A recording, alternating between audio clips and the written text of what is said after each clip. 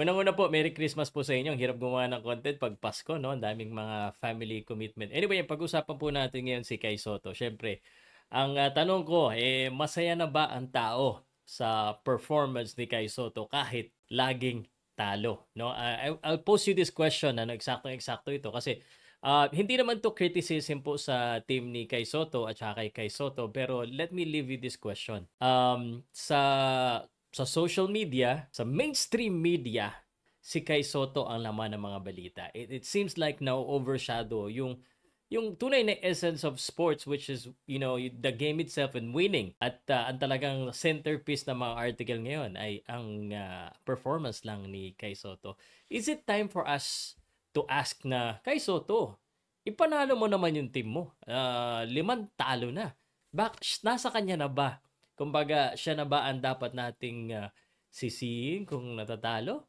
Pag-usapan po natin yan. Powercast Sports. If you're new here, don't forget to subscribe and hit the notification bell. Presented by Arena Plus, Astig sa Sports. Guys, so Merry Christmas ulit.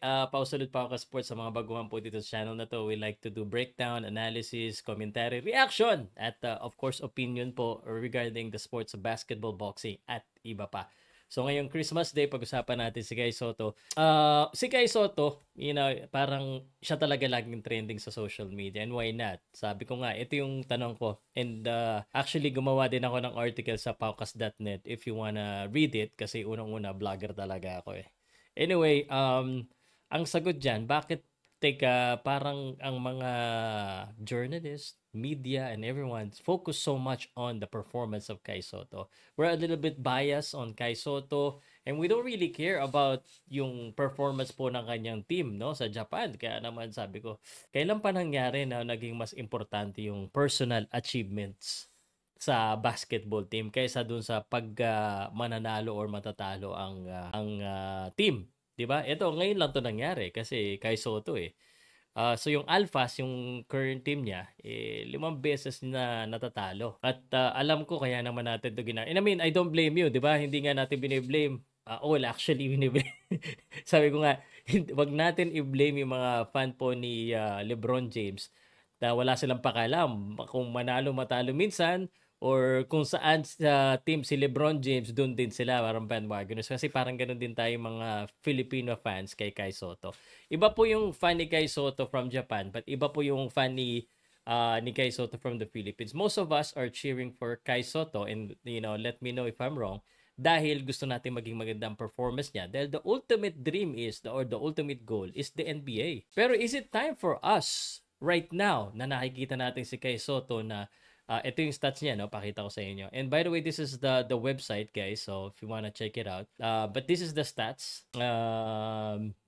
Paukas.net website, Kai Stellar. Ayan, no? Kung makikita nyo, 5 sunod-sunod na talo at although may panalo sila December 1, 7, and 8, it's almost double figure performance lagi-lagi kay Kai Soto. So napakagandang achievement na to para kay Kai Soto if you look at this. 'Di ba?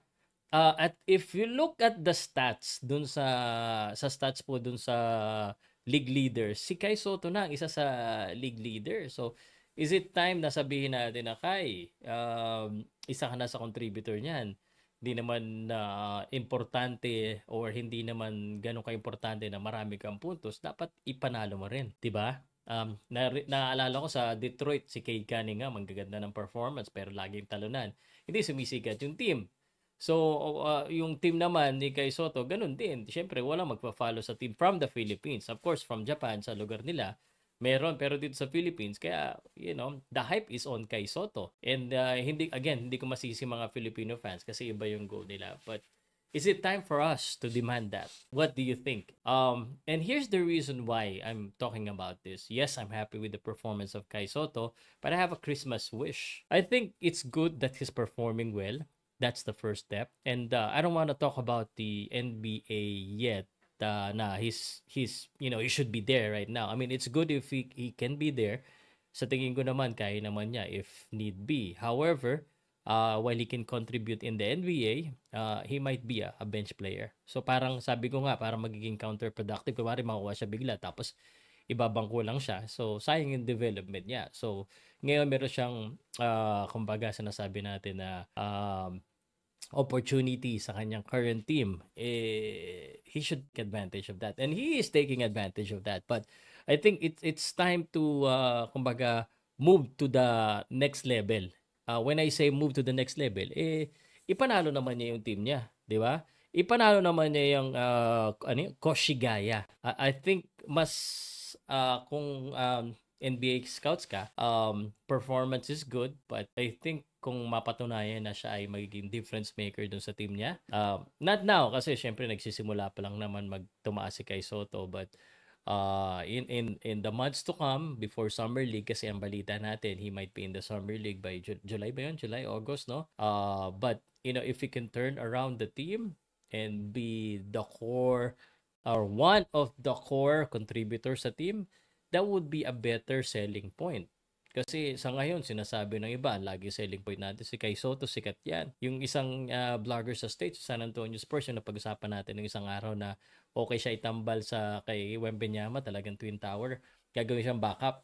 Parang nasa isip nila, paltan si Zach Collins kasi 17 million. Ito, kahit 2 million, pwede na siguro. Tapos, maglalaro lang siya every now and then.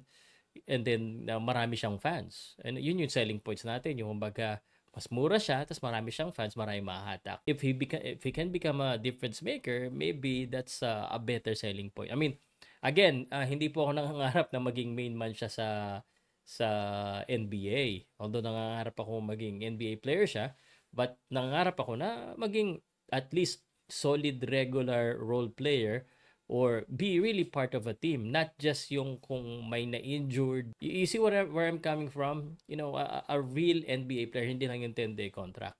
And I think it's time for us to maybe say, Kai, you've been performing.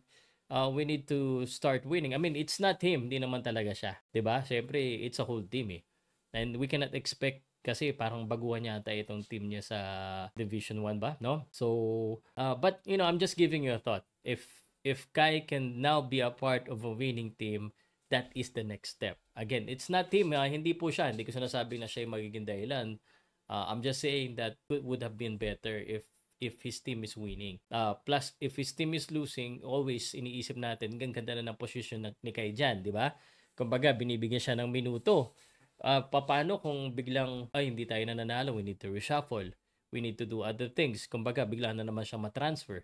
Tapos hindi siya mabigyan ng minuto doon or that many minutes that he's getting right now, pero nananalo naman siya. Iba-iba kasi yung goal eh. So, and I think that's the reason why us Filipino fans and and everyone else focus on the individual, because whether we like it or not, and I'm sorry to the Japan B-League team, ang Koshigaya, the Filipino fans has a different goal. Although he's part of your team, but some of us and a lot of Kai Soto fans care about Kai Soto's performance.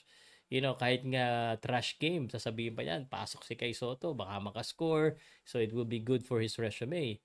But I think that should be elevated. And one of the nakikita ko na pwedeng paraan to elevate that is to make the viewership of Kai's game or Japan B-League's game much more kumbaga available to the public dito sa Pilipinas. And I think pinapalabas siya sa 2 apps ang alam ko eh.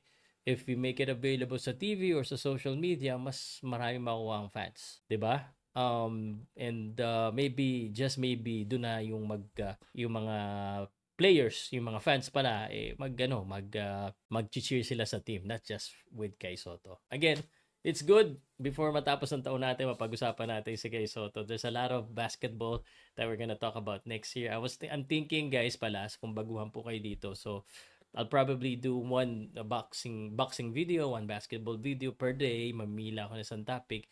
At sa gabi na lang natin pag-usapan yung live. MWF kasi, mostly, hindi ko pa alam kung ano pang pwede natin i-check up dyan. MWF, yung boxing, Tuesday, Thursday, Saturday, yung basketball. Doon natin isingit yung mga iba pong mga balita, like yung the NBA results. Basta medyo mga trending topic at saka for solo video. Everyday, abangan nyo po itong umaga hanggang tanghali. Ito, tinanghali na ako. But please, let me know what you think about Kai Soto. And if I should continue to talk about Kai Soto, please let me know sa comment section po kung ano pong ideas nyo or questions or topic content ideas kay Kai Soto or sa basketball. Salamat po.